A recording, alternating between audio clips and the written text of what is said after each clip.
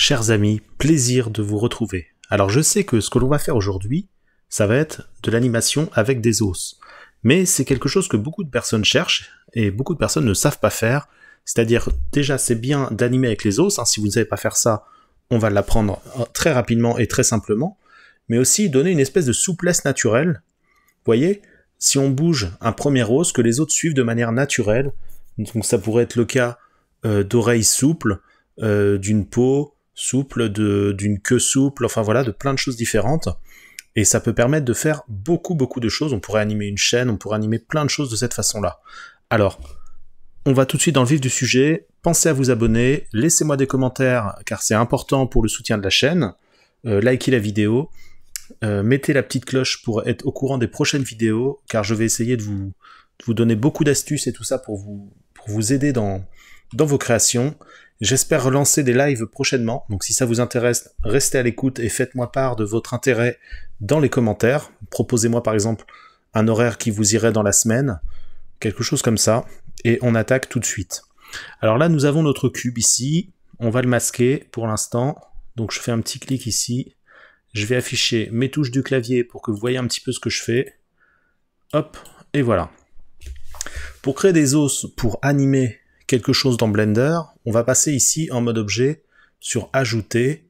Ajouter quoi? Ajouter, attention, ajouter, hop, c'est dans objet, dans ajouter, oui, pardon, qu'est-ce que je raconte? Armature. Donc on crée une armature et tout de suite on voit un os qui est disponible ici comme ça. Et un os, tout seul, ça va pas faire grand chose. Bon, ça peut vous faire animer un objet, si par exemple on lui fait faire une rotation, etc. Donc déjà, on pourrait se servir de notre cube ici pour animer notre cube par exemple. Alors notre cube ici, on va le mettre en position comme s'il était sur la grille qui est affichée dans Blender ici.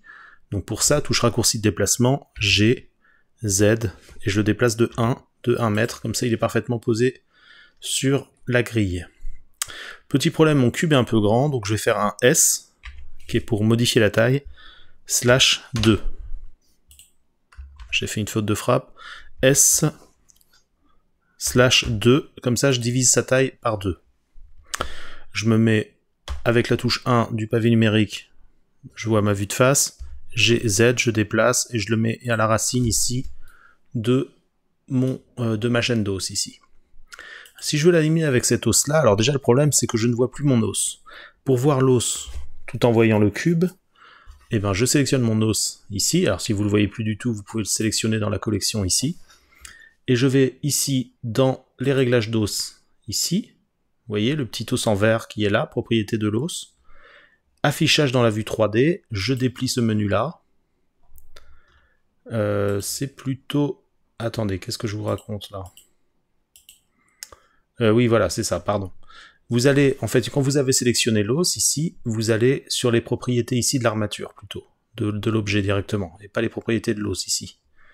Et là, si vous voyez affichage dans la vue 3D, donc c'est bien ce que je vous ai dit, mais pas au même endroit. Si vous dépliez l'affichage dans la vue 3D, ici, vous avez plusieurs options, dont une qui se dit en avant. Alors en avant, ça va pas déplacer notre os en avant, mais ça va le donner plus visible que tous les autres objets. Sa visibilité va passer devant les autres. Donc je coche en avant, et tout de suite, ça y est, je vois mon os. Mais l'os est toujours au même endroit. Très bien. Maintenant, ce qu'on va faire ici, c'est qu'on va se remettre en vue de face, touche 1 du pavé numérique, et là, si je veux animer mon objet avec l'os, je vais déjà passer par le mode pose ici, pour faire différentes poses. Je sélectionne mon os ici, et là je peux enregistrer différentes positions de mon os. Avec la rotation, voilà, je peux le bouger. Mais mon objet ne bouge pas avec l'os, c'est ça le problème. Donc je retourne en mode objet ici, et si je veux rendre mon objet ici esclave de l'os, c'est-à-dire qu'il va suivre les mouvements de l'os en mode pose, eh ben je sélectionne d'abord mon objet ici, puis en dernier l'os, car l'os va prendre le contrôle sur l'objet, et c'est toujours en dernier qu'on sélectionne le maître qui prend le contrôle sur l'inférieur. Vu que c'est lui le chef, c'est lui qui fera le mouvement. Une fois que c'est fait, je fais un CTRL plus P, et là je choisis avec poids automatique. C'est mieux dans ce cas de figure. C'est-à-dire que ça va répartir le poids de notre objet. Alors là, il y a très peu de polygones, donc ça va pas être grand-chose. ça va répartir le poids de notre objet par rapport à l'emplacement de l'os, à quel endroit il est situé, la taille de l'os, etc. Et le nombre d'os aussi. Parce que si j'avais plusieurs os, ça répartirait justement cette déformation en fonction des différents os. Maintenant, ici, quand je vais en mode pause, je sélectionne mon os ici. Si je fais la rotation comme j'ai voulu faire, je peux animer mon cube. Et oui. CTRL Z, je reviens en arrière. Je peux indiquer, donc en mode pause, une fois que j'ai sélectionné l'os, une position, par exemple, sur l'image 30, ici sur la timeline. J'utilise la touche I, ça enregistre une position. En fait, I va enregistrer les positions de tout, sur tous les axes. Si j'avais utilisé la touche K, j'aurais pu choisir position sur rotation, position, etc. Mais avec I, vous enregistrez automatiquement une position sur tous les axes. Je vais un petit peu plus loin ici, je vais par exemple à 60, je fais une rotation à 90 degrés. Avec CTRL, je peux aller d'étape en étape ici pour atteindre facilement les 90 degrés. Je fais I et j'enregistre une autre position. Maintenant, j'ai deux positions et ça y est, j'ai créé une animation. Si je veux qu'il revienne à sa position initiale, je fais bien attention, j'ai les deux clés de sélectionner. Je sélectionne plus qu'une seule clé, donc je reclique sur cette clé-là en prenant bien garde d'avoir désélectionné la deuxième clé ici. Je garde mon curseur dans cette zone-là de la timeline. Je fais un Shift plus D pour dupliquer la clé qui est sélectionnée. Et je l'amène par exemple à 90. Ainsi, maintenant, l'animation est cette position-là, puis celle-là. Ok. Nous, on a dit qu'on allait parler souplesse d'os dans cette vidéo. Alors pour ça, il nous faut plusieurs os. Je repasse en mode objet, ici. Je clique, je vais même aller en mode édition plutôt. Je clique ici, j'ai bien cet os-là de sélectionner, car je peux sélectionner l'extrémité ici et l'extrémité ici. Je sélectionne l'os intermédiaire, celui qui ressemble un peu à une flèche. Clic droit de la souris, et là je peux subdiviser pour créer plusieurs os. Je peux subdiviser encore, etc. Donc là on va créer ce nombre d'os ici. Ok. Je vais réduire, je vais me remettre en mode objet. Alors, je vais réduire la taille de mon objet pour qu'il soit un peu plus fin et qu'il suive un peu mieux la chaîne d'os que j'ai ici, sur les deux axes, X et Y, de moitié. Donc je vais faire un SX/2 sur le pavé numérique, ok, et SY/2 sur le pavé numérique. Je vais appliquer les échelles pour ne pas avoir de soucis, mais là, ça ne devrait pas poser de soucis. CTRL A, j'applique les échelles. Je me remets en vue de face, touche 1 ici, et je vais réappliquer les échelles histoire d'annuler. Je vais pas réappliquer les échelles. Mon micro est tombé, je suis là, vous inquiétez pas. Je vais pas appliquer les échelles, qu'est-ce que je raconte? Je vais refaire la correspondance entre mon objet et ma chaîne d'os, histoire de remettre à jour. Vu qu'on a changé complètement notre chaîne d'os, ça va plus fonctionner correctement. Je clique sur mon objet, ça permet de faire un rappel. Shift, puis sur la chaîne d'os. Et je fais un CTRL P avec pot automatique, comme d'habitude. Très bien. Maintenant, si je veux, ici, si je vais en mode pause, là je peux sélectionner différents os. R, et ben ça change rien, je le déplace de la même façon. CTRL Z, je reviens en position initiale. Par contre, si j'utilise les autres os ici, alors je peux faire un mouvement qui est sympa, mais je peux pas tordre mon objet. Si je veux qu'il se courbe vraiment, ça va pas être possible. Pourquoi? Parce que ça va utiliser les polygones existants. Et mon cube ici, si je le sélectionne en mode objet ici, édition, mon cube, il n'a pas assez de polygones pour pouvoir se tordre. Pour ça, je vais aller chercher ici découper boucle, et je vais créer des boucles.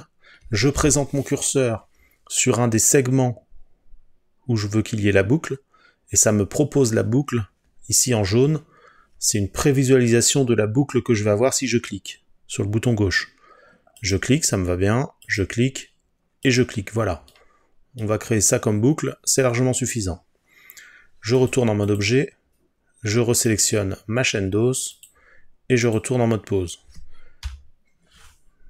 Je prends un os au hasard ici, et là, cette fois-ci, j'ai bien mon os avec beaucoup plus de souplesse. Super. Et celui-là aussi, j'ai beaucoup plus de souplesse. Alors, le sujet principal de la vidéo, et que les gens même qui connaissent un petit peu les os, un peu l'animation, ne connaissent pas forcément, c'est que quand je sélectionne en fait le premier os ici, j'aimerais bien que quand je le déplace, j'ai mes os qui obtiennent une certaine souplesse et se déplacent naturellement d'un angle, d'un os à l'autre. Voilà, comme une chaîne, comme une espèce d'arête souple, plus ou moins souple. Pour ça, c'est très simple. Regardez, vous cliquez sur l'os, le dernier os de la chaîne, même celui d'après, celui-là. Vous faites Shift. Juste après, vous sélectionnez l'os d'en dessous, ici, et vous faites un CTRL-SHIFT-C. CTRL-SHIFT-C, vous choisissez le suivi amorti. Vous allez dans les réglages, ici, de contrainte d'os, et là, vous réglez l'influence. On va la réduire un petit peu, elle est un peu trop forte par défaut. Je la mets à 600 et quelques. Maintenant, je sélectionne ici l'os du bas, et avec la touche G, je me déplace, et je vois que ça y est, j'ai une certaine souplesse. La souplesse entre les deux os ici. Et là, je peux créer quelque chose vraiment d'intéressant, un personnage, voilà, que ça bouge comme ça, c'est top. CTRL Z, je reviens en arrière. J'aurais pu faire aussi une souplesse dans ces deux-là, sur ces deux-là.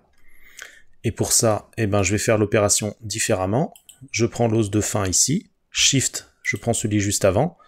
Je vous ai montré la dernière fois les touches raccourcies CTRL SHIFT plus C, mais vous pouvez directement sur contrainte os ici, choisir suivi amorti. Vous réglez l'influence, et maintenant je reprends le tout premier os ici, je déplace, et là j'ai les deux qui fonctionnent. Alors là ça fonctionne plus ou moins bien parce que j'ai pris le dernier de la chaîne ici, alors je sais pas trop si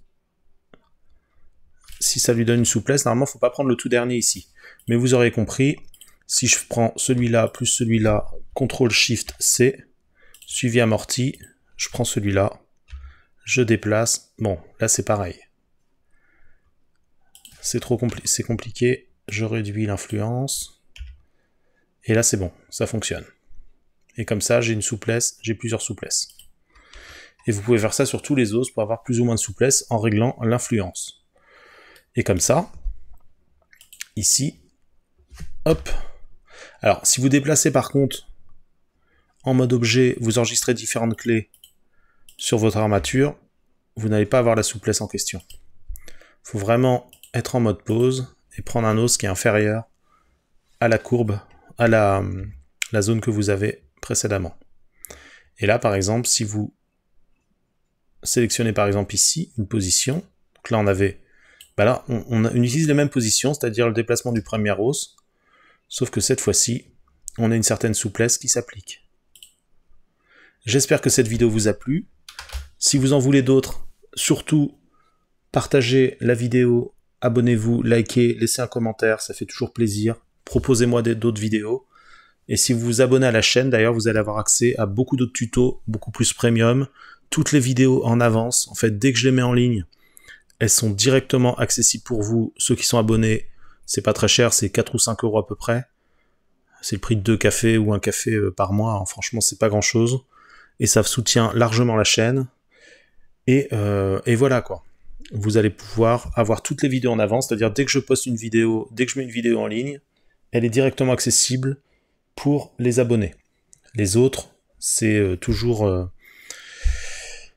daté avec des vidéos qui paraissent 3 jours, 4 jours, 5 jours, une semaine plus tard. Voilà, c'est toujours programmé, mais en tout cas, pour les abonnés, je mets directement la vidéo dès qu'elle arrive en ligne, vous l'aurez en avance par rapport aux autres. Je vous remercie pour avoir regardé cette vidéo. Je vous dis à très bientôt pour une prochaine, et j'espère que ça vous a plu. Faites-moi des petits commentaires sur votre utilisation, si ça vous va, si c'est ce que vous attendez, et je vous dis à bientôt.